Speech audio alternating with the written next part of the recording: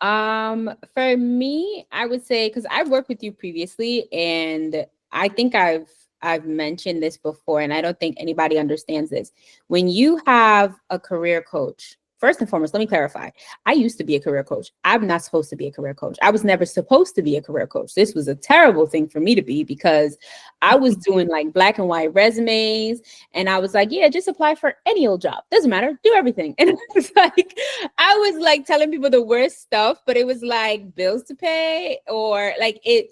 And this is a lot of places. A lot of places have people in positions that they do not belong in. And I just used a lot of P's and B's. But yes, a lot of people are not supposed to be in certain positions. And I was one of those people. And that's who they have helping you. So you're just passing on pieces of bad information that you got to other people with more pieces of bad information.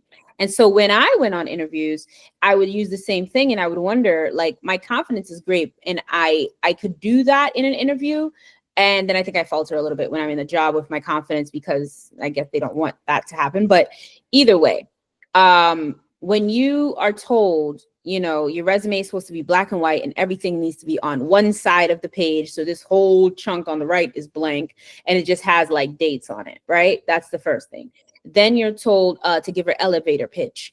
And then you're told when they ask you, tell me about yourself. And you're thinking of an old 80s dating video where it's like, well, I like long walks on the beach and my astrological sign, because you don't know what to say. And no one ever tells you what to say. And then when you go in an interview, they're not really asking you those questions. They're asking you, what do you bring to the job? What are your strengths? What are your weaknesses? And when you tell them your strengths, you're sort of telling them, well, I'm organized. And you see how that doesn't help? Because what is that doing? That's literally what happens. You get a full stop. Then they're looking at you like everybody who came in here said they were organized. What now? Right?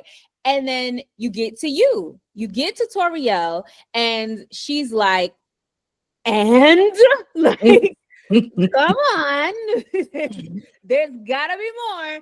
And now you're not saying that you're organized. You're talking about how you can use systemized processing. You're talking about, you know, the correct jargon that you use when you're speaking in your job. You're saying how beneficial you are to the current company you work for, all the companies you have worked for, and then everything that you can bring to the table with an even deeper story, because you're not just talking about like, yeah, I created this. No, you're saying I actually changed people's lives by where I was.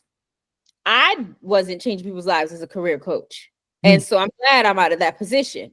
But right, to bring it full circle, I'm being realistic. But then when I got into the correct position, everything I did changed people's lives. But I didn't think that I was doing anything beneficial. And then I worked with Toriel, and she was like, but how do you not feel like this is beneficial? It's like going to a therapist, but for work. Right? Because you'll go to your therapist and you'll argue about your job and you'll say, my job sucks and I hate it here. And this person said this. And then you'll come home to somebody and you'll gab about it too. You'll tell them all the gossip that's going on.